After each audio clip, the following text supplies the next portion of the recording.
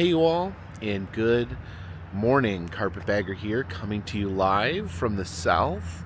More specifically, we are in Bowling Green, Kentucky. I slept last night at this wonderful Baymont Hotel. That's what it's called, right? Yeah, Baymont by Wyndham. It was fine. Today the goal is to get to Central Florida by the end of the day.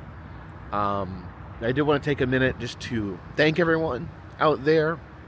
I did read the comments this morning. And one of the things that I usually wake up in the morning, and one of the first things I do, I grab my cell phone and I read some of the comments on the new video.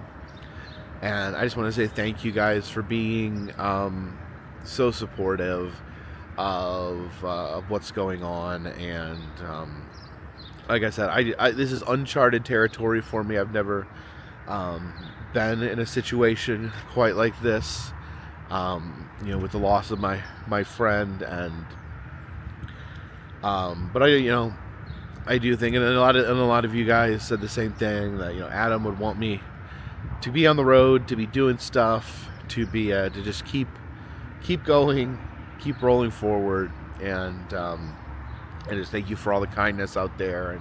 And it's apparent to me, reading the comments, that a lot of you guys are grieving as well.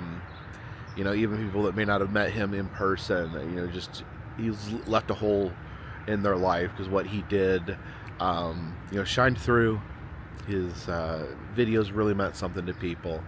So my condolences go out to you guys as well for the loss. But we're gonna keep going. We're gonna get back on that long, lonesome road, which is now all that more lonesome.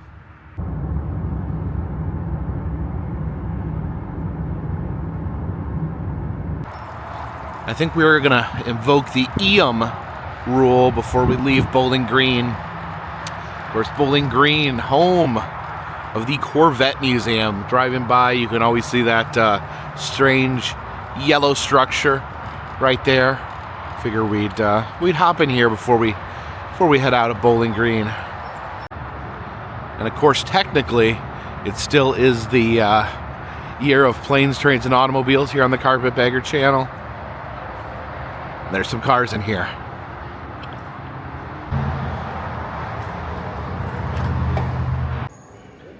And as we enter, we are surrounded by what else? Corvettes. Now, I have to give the disclaimer that I always give when I am in a car museum, and that is, I don't really know much about cars. I don't know much about the different types of cars, which is strange. I admit that's strange, because I spend more time inside of cars than probably 99% of the human population. I don't know. I see cars almost as a tool, a thing to get me from place A to place B. But I know a lot of people have a much deeper appreciation for cars and the different types of cars, such as Corvettes. This is a 1953 Corvette. Said this was the first year that Corvettes were in production. We have different Corvette toys here. Barbie drives a Corvette. Snoopy drives a Corvette. Even the Joker drives a Corvette. This is a Gibson Les Paul prototype Corvette guitar. It says Corvette on it. I guess that's maybe modeled after the Corvette, I'm guessing. Oh, not just the Joker. Batman rides a Corvette as well. Who's this? Bratz the movie? And here's something I'm definitely learning today. I did not know. The Corvette car was named after a military warship. It was called a Corvette-style warship. This is its model of the HMCS Snowberry, which was a Corvette ship. Apparently, they were known for being light and agile. They felt like it was a good name for the car because the car itself, light and agile. I'm noticing that Corvettes, they don't have roofs. Maybe they have like a retractable roof or something you can pull up. But I guess maybe designed to be driving around with the sun and air in your face and hair. This Corvette here has its own Christmas tree. Still celebrating Christmas here at the Corvette Museum. We'll walk out here onto this street scene. Oh yeah, that Corvette there, that's got its roof pulled up. Parked out here in front of Al's Barber Shop. Oh, these are actually Corvette bicycles outside of the barber shop. You see, everybody's looking. I guess everyone's looking at the new Corvette that just pulled up. The guy getting his hair cut is like, what? The barber was cutting his hair is like, what? The policeman is like, what? And even there's a lady up here poking her head out of her apartment. What? It's Toy Emporium. See, it sells exclusively toy Corvettes. A little Corvette there for children to ride in. Little models you can put together. And the Barbie Corvette.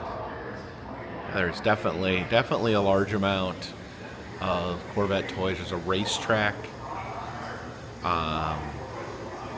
Some games here. Route 66 travel game. Man, I'd maybe like to play through that.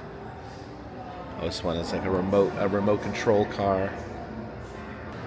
Now this story is strange and fascinating. This is the entombed Corvette. It says all the way back in 1954, a man by the name of Richard Sampson purchased this Corvette, was excited about his new purchase, and his wife hated it.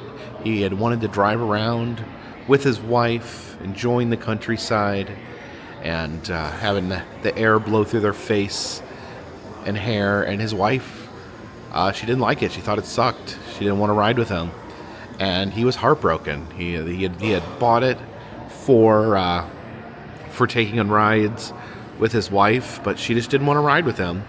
So instead of returning it to the dealership or selling this expensive car, he locked it in a tomb in his building. He had it bricked up, completely bricked up, and it stayed there all the way until 1982, when his daughter had it removed from the building. Actually, they didn't even own the building anymore, so they had to come in, remove it, and his daughter moved it to her living room. Just sat it in her living room, I guess, as a reminder of her dad and his eccentricities. And they have it preserved here now in a makeshift tomb here at the Corvette Museum, and it has some wear on it. You can see like little bubbles in the paint, probably just from like the conditions of just sitting there in a tomb all those years. Said they didn't restore it at all. It's presented in its original entombed condition. It's even a little peek window where you can look at what it looked like to peek into the tomb. I do like how they have the Corvettes presented here, of a old-timey mobile gas station. Corvette here getting some gas, and then doing some work on these cars here at the garage. You don't see this too often. This is kind of an older way things are laid out, where you have a gas station where they also had an auto body shop built in to the gas station. I remember those from when I was younger. I don't know if many exist like that. If anyone knows, if any still exists, the combo gas station garages, leave a comment in the comments section. Here's a Chevrolet dealership where they're selling some cars.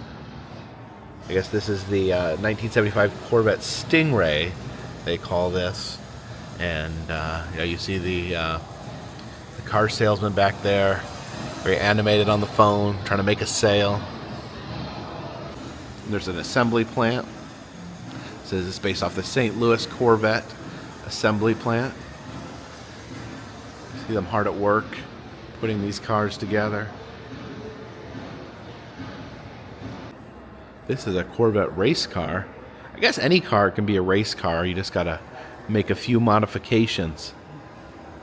Now, this is, I'm not going to get into the details of this story, but I've always had kind of a, I don't know, growing up I knew someone who drove a Corvette, and he turned out to be a very, very bad man. So I always kind of like associated Corvettes with him, but you know, I guess shouldn't let one bad apple spoil the bunch. I'm sure there's a lot of wonderful Corvette owners out there.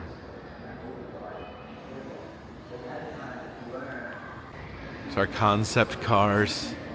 It reminds me of Test Track at Epcot. This is the 1968 Astrovette. I like the Astrovette. Seems like a good model. I'd throw in a few tires. These domes up here that, you know, when you walk under them, it kind of has sound where only the person there can really hear it loudly enough. And I was standing underneath one, and I thought my phone in my pocket was on and making noise. So I'm like scrambling around, embarrassed, trying to turn my phone off. But it turned out it was just one of these. I just walked underneath one of these. Oh, this is interesting. This is a full scale clay model. So, you know, they make the smaller clay models when they're designing the car, but I guess the last clay model is actually the size of the car, and you can actually put tires on it. So basically it's a clay car. It oh my gosh, that reminds me of an old Saturday Night Live sketch. There was a car they called the Adobe, and if you got in a wreck or, you know, a bump on it or a crash, you could just resculpt the car and fix the repair. Oh, that was a memory that just popped out of nowhere.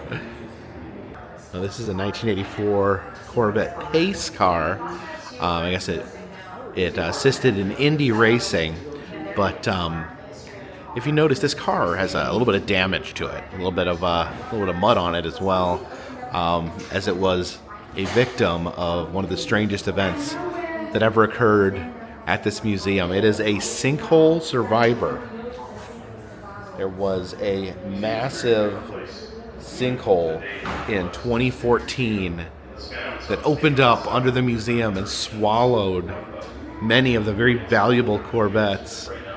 And so this historic Corvette here was pulled out of the hole and is on display right here in the same way it looked when they pulled it out of the sinkhole.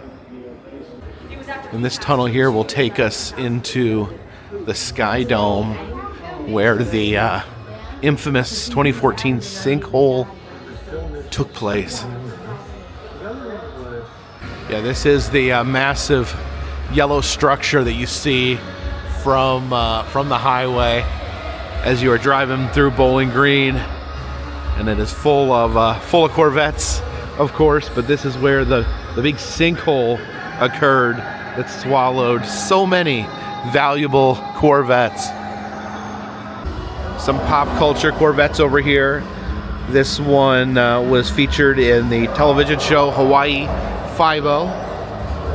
This car was made by the company as a exact replica of a car that appeared in the video game Gran Turismo. And then this over here is from Transformers, where it transformed into a giant robot. This is, I guess, the robot Crosshairs was, this is him. Now, this sinkhole that happened here was absolutely massive, and of course they repaired the hole, but they left a little peak down into the sinkhole. You can look all the way down there, and yeah, that's quite a tumble for a car. Now, they used to have, last time I was here, they had an entire exhibit based on the sinkhole, but it looks like that's actually been removed, where they had multiple cars on display, and then actually like some of the science behind the sinkhole. Of course, one of the problems in Kentucky is there's just caves everywhere, so prone to massive sinkholes. But it looks like they got rid of that exhibit, and they just had one of the sinkhole cars on display. It's now time to exit through the gift shop. And of course, you can take a Corvette home. A very tiny, small Corvette. And no press penny machines here at the Corvette Museum. They do have the souvenir medallions, which I have yet to start collecting. Although if I did collect these, I would definitely get the sinkhole medallion. And there is a restaurant here inside the Corvette Museum. They call this the Stingray Grill. Why not? Let's have some lunch here.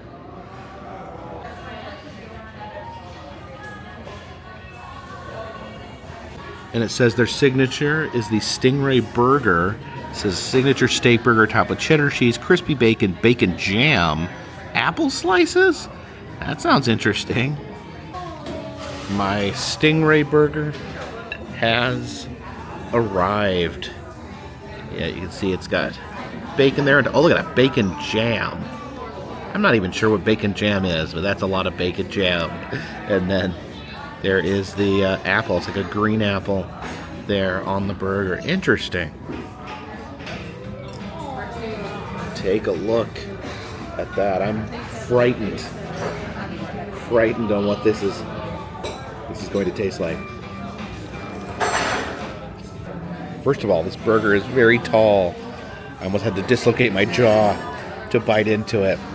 Now the bacon jam, it's like little pieces of bacon mixed with some sort of sweetness, something sugary. The apple is interesting there. It's definitely had a big mouthful of apple in my burger.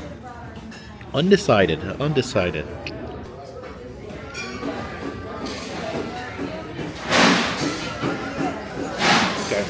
That's pretty good. A lot of interesting flavors.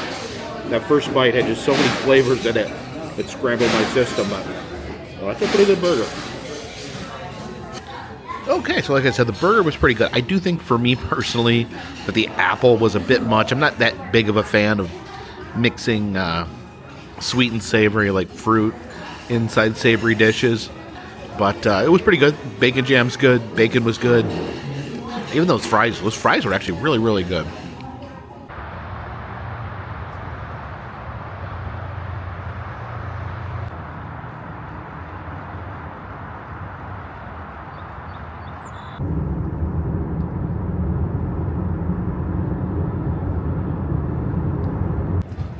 And we have crossed the line from Kentucky into Tennessee here at the Tennessee Welcome Center. And I don't think I've been to this particular Welcome Center before. I know all the Tennessee Welcome Centers have like a unique look to them. They're kind of built like old cabins, give you that old-time Tennessee feel.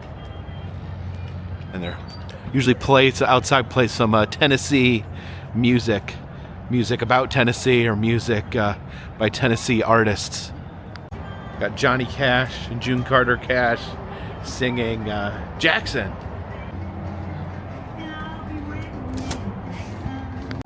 Every Tennessee Welcome Center has the cardboard cutout of Dolly to greet you, the unofficial icon of Tennessee. And the stockings are hung by the chimney with care below the Tennessee walking horse.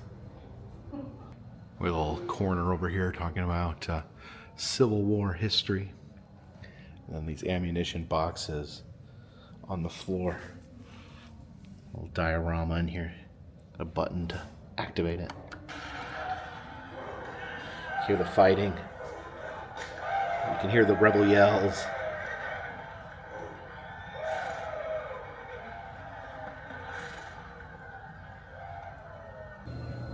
And of course, a shout out to our friend, Trash Squatch. So the cutouts. Here are the two-dimensional Tennessee residents.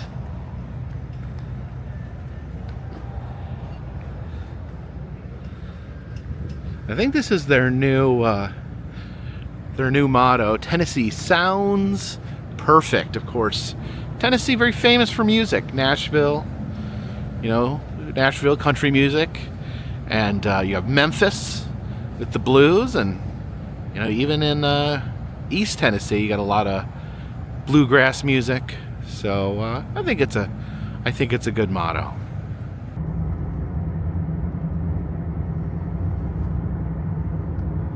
Just driving here through Portland, Tennessee, and of course, you can't just keep driving when there is a bunch of giant strawberries. A roadside attraction, a roadside wonder. You drive across America, you see big things. See big things that catch your eyes. So there's this giant strawberry crate here in Portland. The giant strawberries strewn about. Still got their town Christmas tree up. I guess most towns leave it up till at least New Year's. I see these big old strawberries.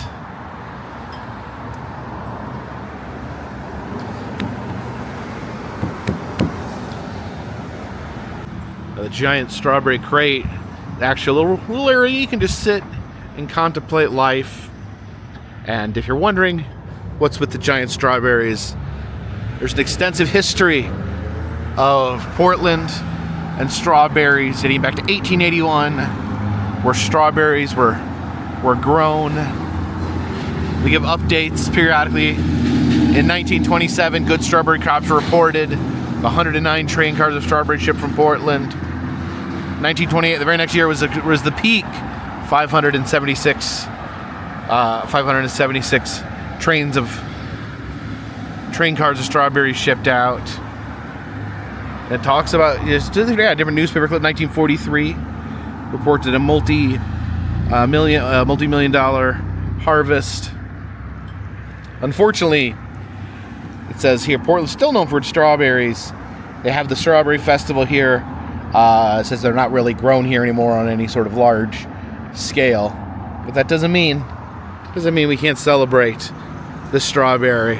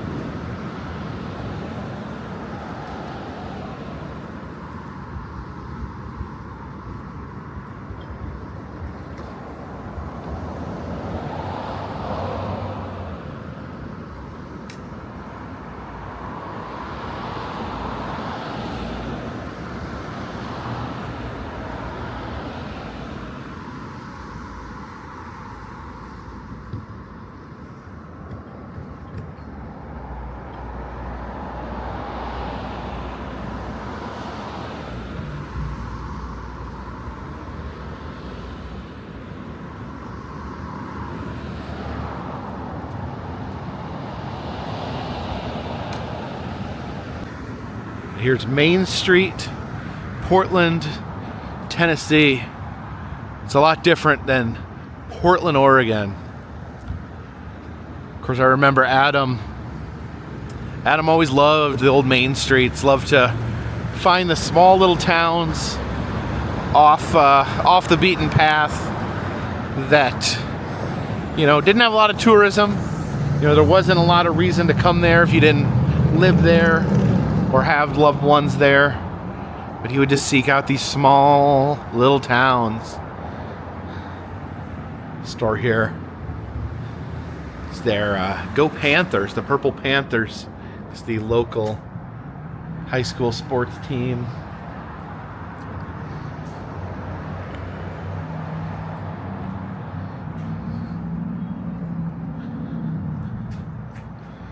There's a little animated Santa. Someone's pulled his plug.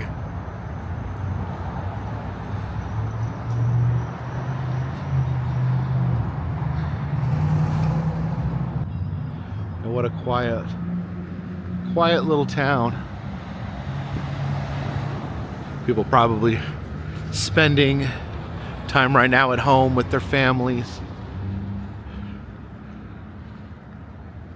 It's a ballet studio. Mrs. Marla's Academy of Dance. You can see the tree has little elf legs.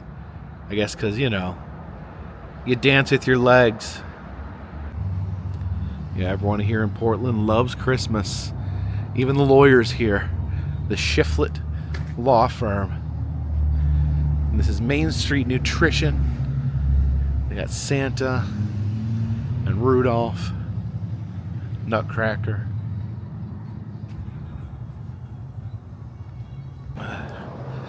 The Panther, the Purple Panther, slurking about next here to the railroad tracks.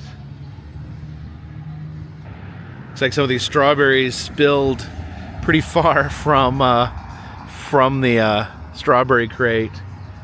And look at this old theater here, the Temple Theater. They're blasting a lot of copyright music over here. And I remember, if there was one thing in this world that Adam hated, it was loud, blaring copyright music. It looks like this movie theater here, the Temple, still in business. It's like they've been playing some Christmas movies, The Grinch, and It's a Wonderful Life. It's been a long time since I've seen It's a Wonderful Life.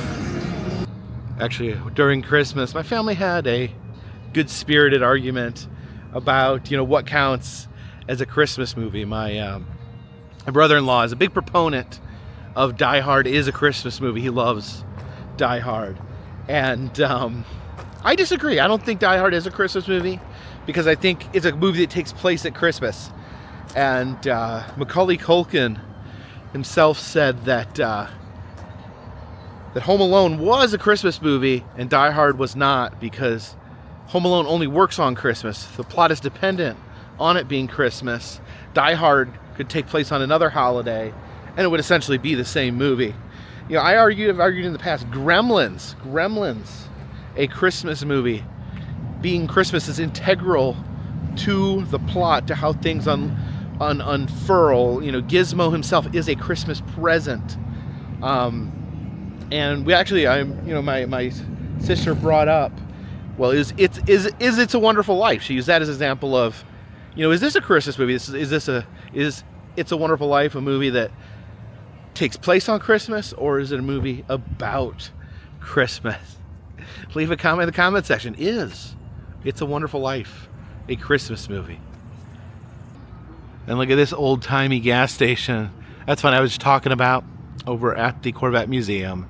You know, this style of gas station with the gas pumps here so you can get gas, but also the garage where you can get your car worked on, where you can get a car fixed, anything you need with a car. And how, you know, gas stations and garages are kind of a separate thing now, but like back in the day, they kind of work together. This is not a Corvette. This is a Ford truck. And looks like there's a couple of motorcycles, motorbikes here in the garage. Part of my brain right now is telling me, go, we gotta get to Florida, get back in the car. You don't need to be wandering around Portland, Tennessee. We gotta get to Florida. But another part of me is, you know, maybe this is what I needed. I needed to be out in America, in the small towns, in the, you know, the roadside attractions of America. You know, maybe that's what I needed at the moment. Just chugging along here. Still little bits of Christmas everywhere. Rudolph there with a genuine glowing red nose. Santa here pulling the reins. He's just got Rudolph. I guess sometimes Rudolph is all you really need.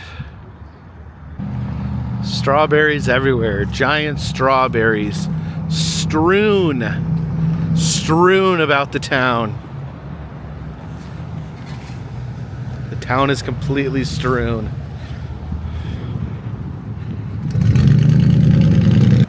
Over here in front of the barber shop, Southern Barber, we have a little piece of a car. Looks like it's been given that strawberry paint job. Well, there's one of those infamous Purple Panthers we've been hearing all about.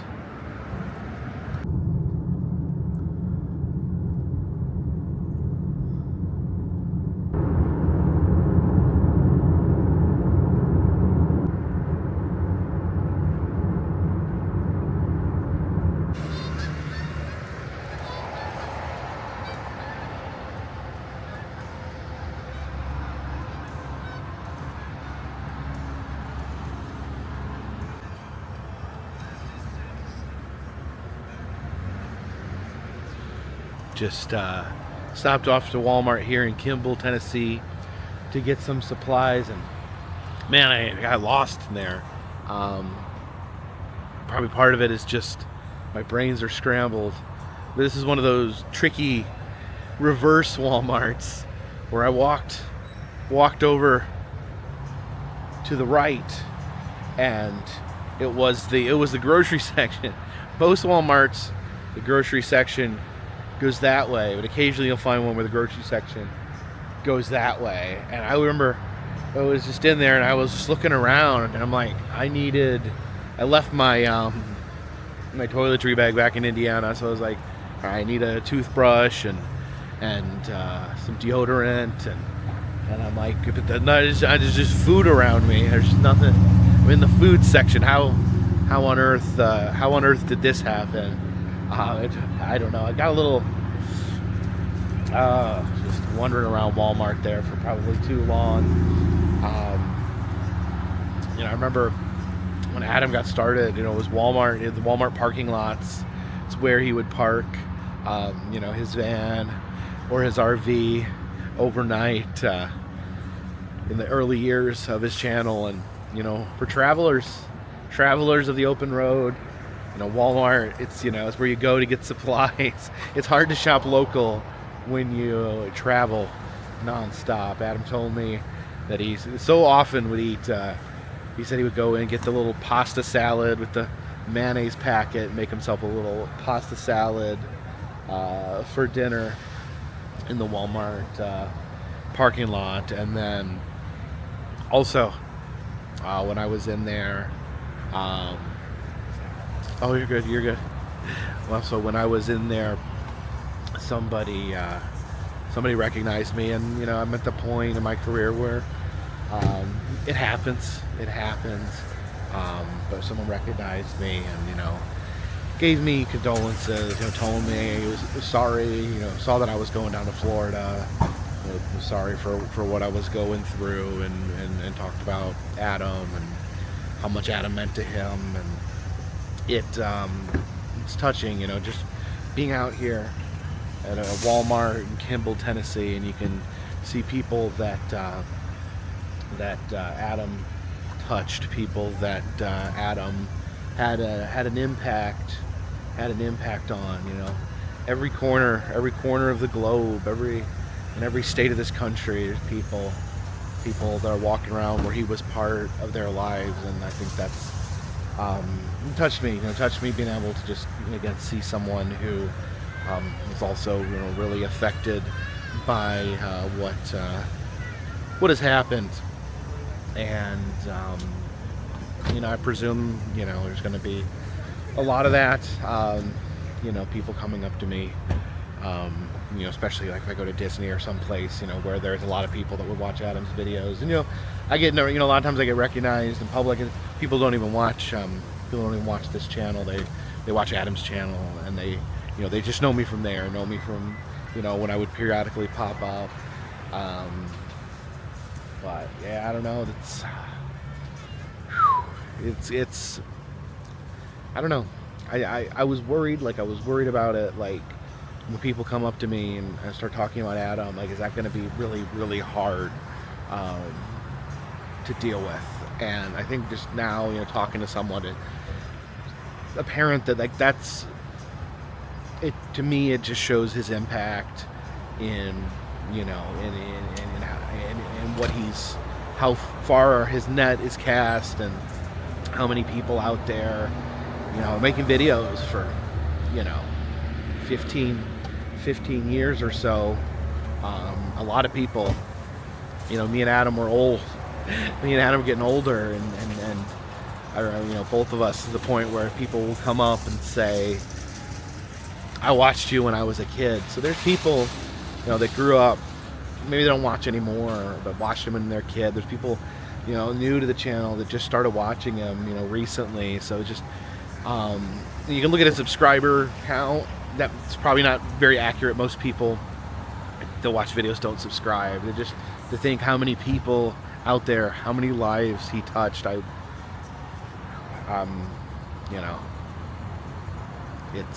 gives me comfort.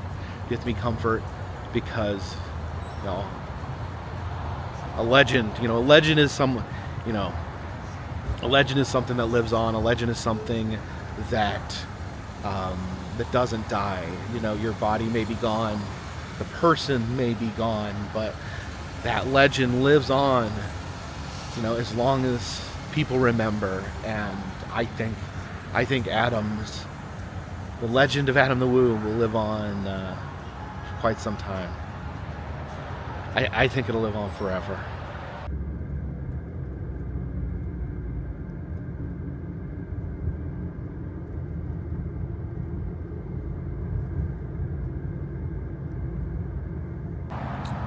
So the interstate was super busy. There was a massive traffic jam, and the gentleman who had recognized me told me do not get back on the interstate because it could be plugged up for hours. So he recommended to cut through Jasper, Tennessee, and what a charming little town Jasper seems to be. Yes, this is one of those small towns where they have a courthouse square, where instead of like a main street area, the main street is more like a circle encircling the courthouse.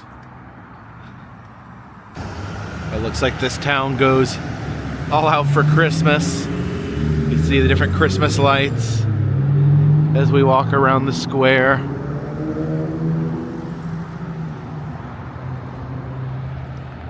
It looks like this clock out here next to the courthouse has been transformed into some type of snow person. It's all wrapped up with a scarf there. I guess probably most of the year this is just a clock, but in the winter it gets to be a snowman. It's Jasper Drugs. It's an old school pharmacy. You don't see a lot like this. Of course, with the charming paintings on the windows. I mean, look at this. Even the mountains themselves are smiling. And it is an active pharmacy, but not overly stocked. It appears as though they may have one bottle of Tylenol for sale.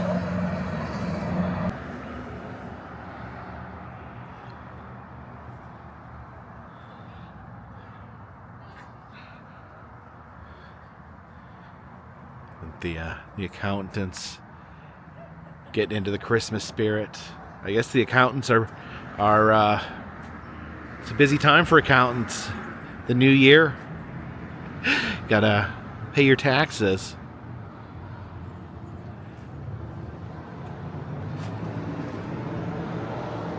There's a jewelry store, carousel.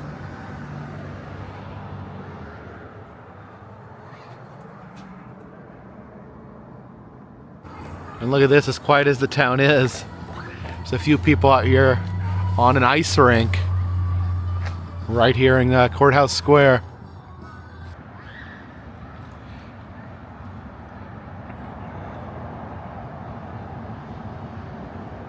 This is Jay Blevins, attorney at law. It says this is the courthouse annex. So I guess they needed extra room at the courthouse at one point. So they built the annex. The county clerk, building and planning, all those important government roles no one really thinks about.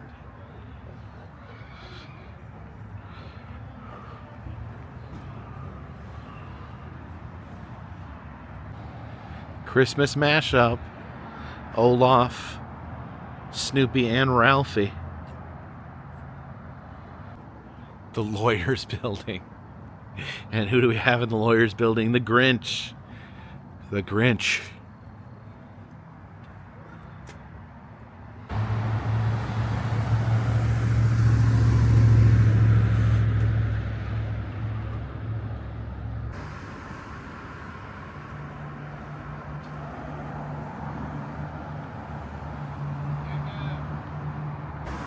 Oh my goodness, someone just came out of that bar right there as I was filming, and they yelled, "Sorry about Adam," from across the street. This is... oh, it's everywhere. It's everywhere. He's here. He's here. It feels like he's here all around me because the impact he left is everywhere.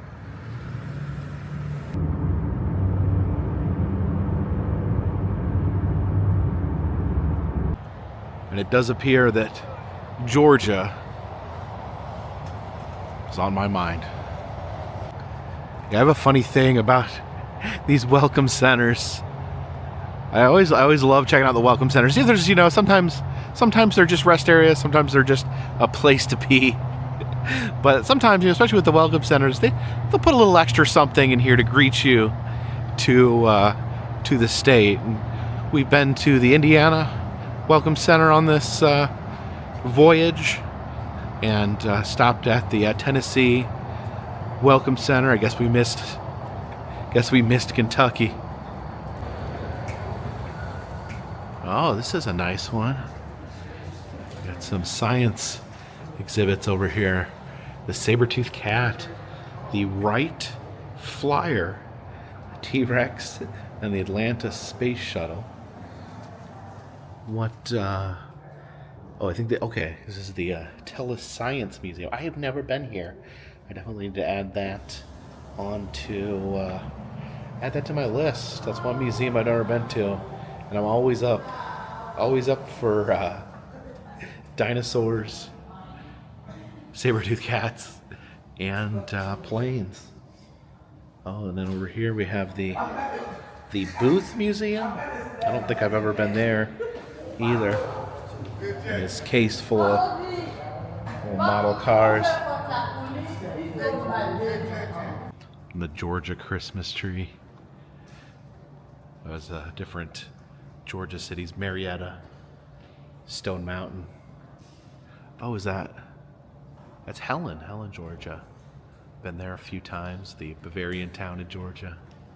Savannah is beautiful. Oh, a lot of these are my favorite Georgia cities. Oh, there's Atlanta, the big one.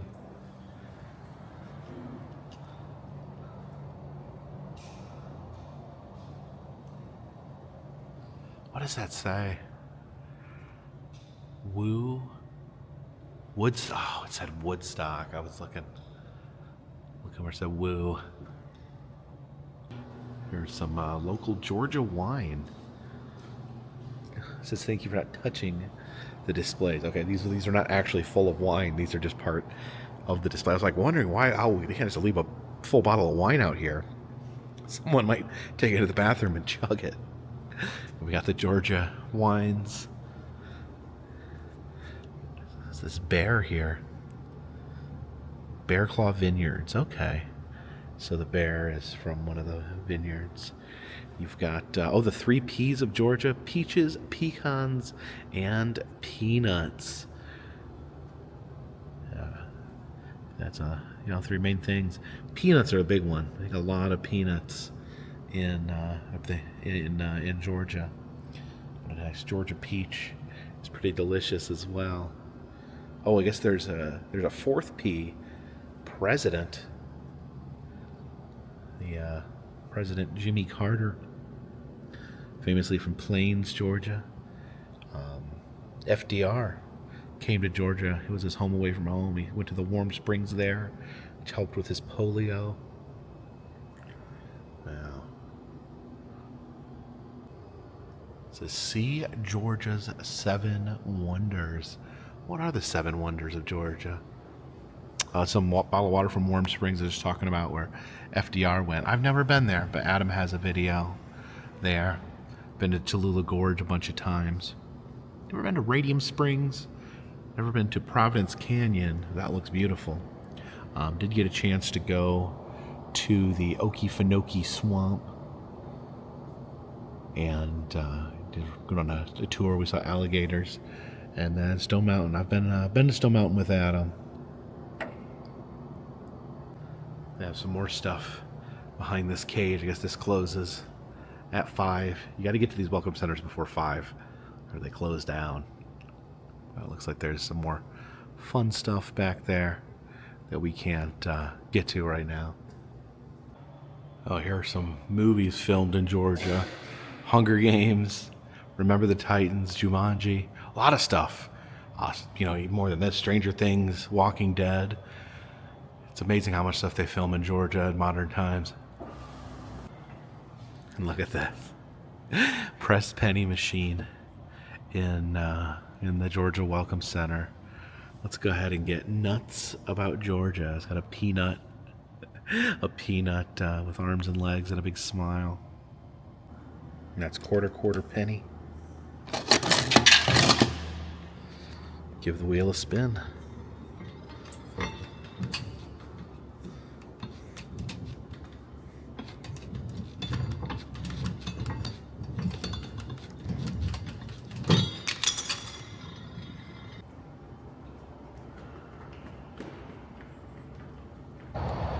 With the collecting pressed pennies, I always never collected pennies because I'd lose them. I'd put them in my wallet, they'd fall out, lose them, couldn't keep track of them. And then I went out one day with Adam to the Disney parks, and he was collecting. His video that day, he was going to go around and collect different pressed pennies, and he had bought little booklets to put them in. I'm like, yeah, that's a good idea. And I just thought it would be fun to, he was trying to show me, okay, if you keep them organized, and that kind of inspired me to actually start collecting pressed pennies myself, and then dedicated a whole year to it. 2023 was the year of the pressed penny, and we got pressed pennies everywhere. Then I never stopped. Still collecting pennies, even though now the penny is gone and places are not going to be using pennies anymore. So I'm going to collect them until there's no more pennies.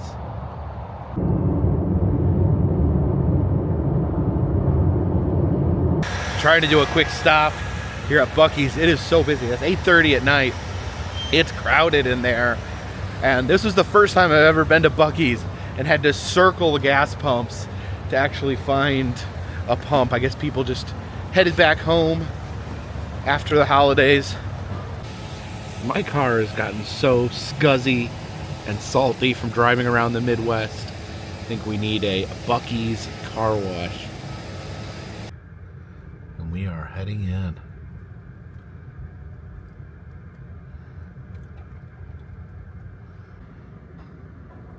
There we go, we're in neutral. Being pulled by the chain on the ground. Things are about to kick into gear here. Any moment. There we go.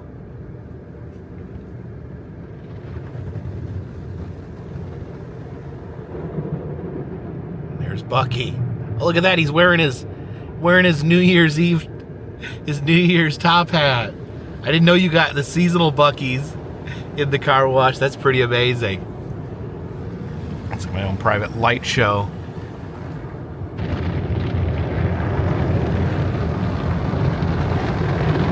Yeah, that windshield needs it. It's hard to see through it. I'm coming up here on the side.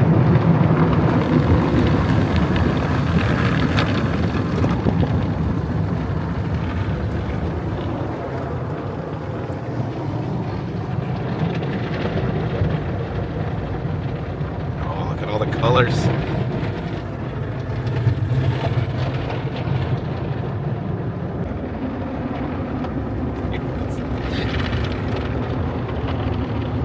I don't know. I enjoy car washes. I'm a strange man. Rinsing everything off.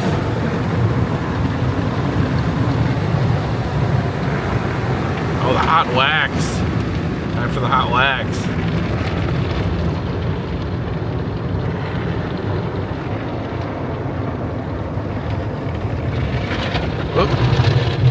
Is that the hot wax? The boiling hot wax being splattered onto my car.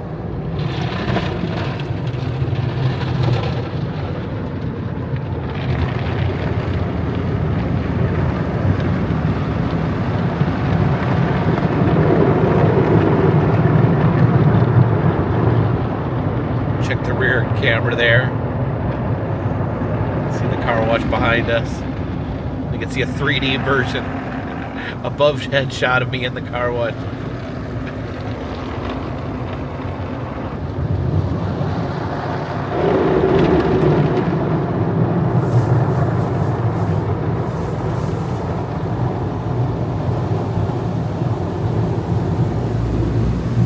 Find the rinsing to be the most soothing part of the car wash.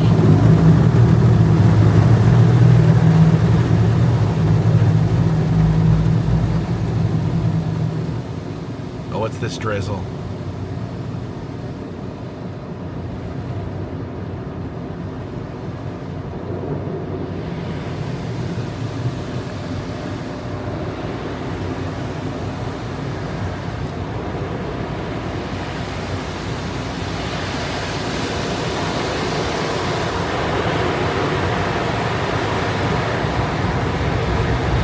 Oh, here come the jets.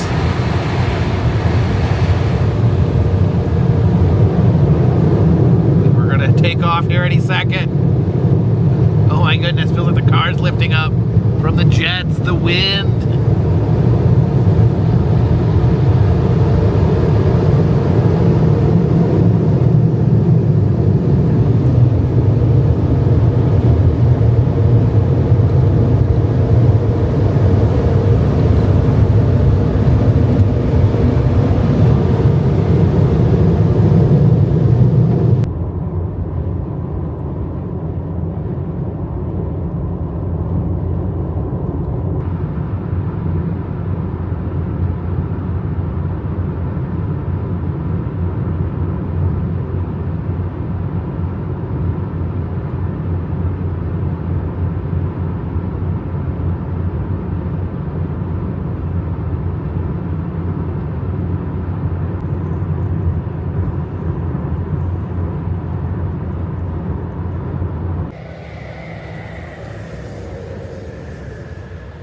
We pass through Ashburn, Georgia. Have a beautiful sight alongside the interstate. The former world's largest peanut. It actually fell down. In 2018, it fell down and was destroyed. I came out here when it was laying on the ground, shattered to pieces. That was 2018, but the locals, they love their peanut, and they put it back up on this pedestal here, returning glory to the largest peanut. Well, it was the largest peanut. The largest peanut's now in Dothan, Alabama. It's really big. It's really big. Trust me on that. It's really big. But this one still just has an amazing amazing look to it, and just a true piece of the American roadside. All these people here headed to Florida, or headed back up out of Florida through South Georgia, all passing this glowing peanut.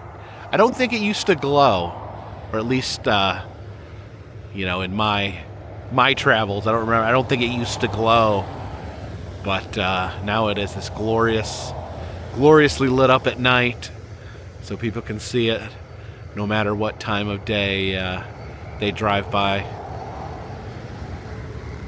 And I remember this is stuff, me and Adam would text each other back and forth about. Like, did you hear? I remember telling him, or he told me, one way or the other. You're talking about the peanut fell down. We'd always keep each other posted on roadside attractions that vanished, or roadside attractions that reopened or reappeared.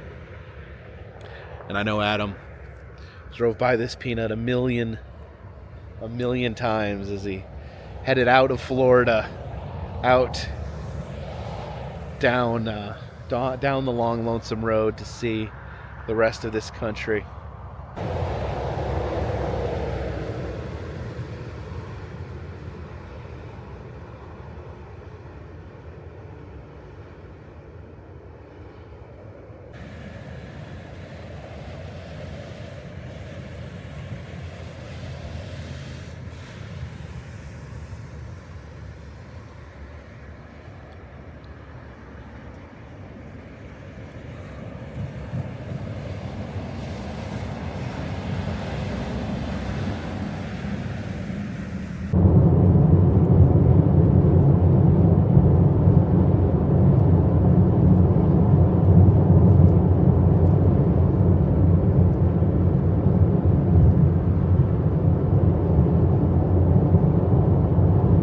We have stopped off at the Florida Welcome Center. Obviously, we're too late to get any orange juice, but I don't know that I've ever seen this sign lit up like that. See over here in front of the building, they have the America 250 Florida banner. Of course, America celebrating its 250th anniversary next year. I know that was going to be Adam's focus next year, traveling America. Have all the different Florida welcome centers will have different dolphins out front painted differently.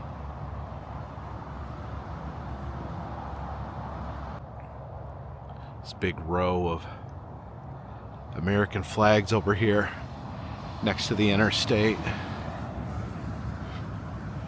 It's not windy right now, so none of them are flapping. So they have different activities here along this walkway. This is called the Florida Freedom Forever Trail. One of the activities here: do as many toe touches as you can while listening to the preamble of the U.S. Constitution.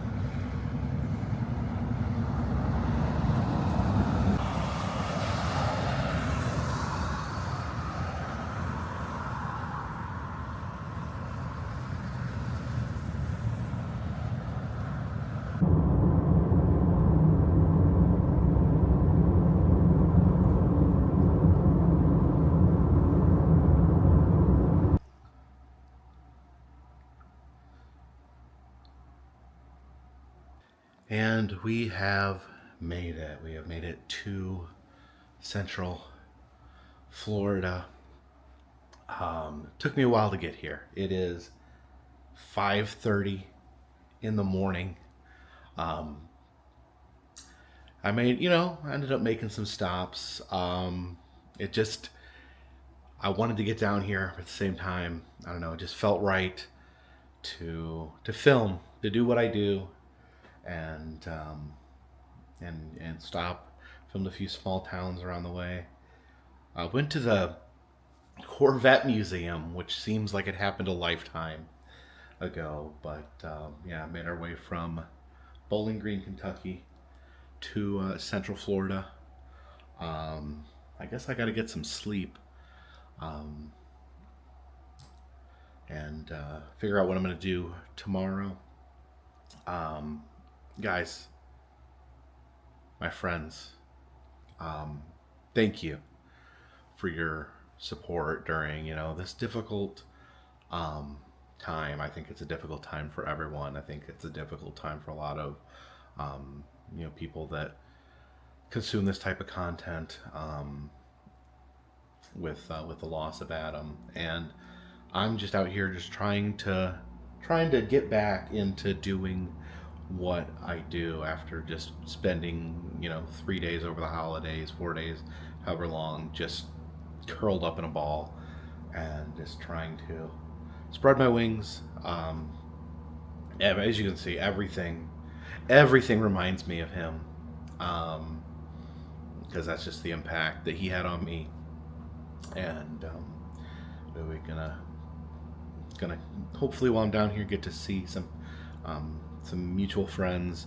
I don't know. I just felt like I needed to be here, and now I am here. So thank you for watching these videos, and I guess we're gonna put this one in the bag.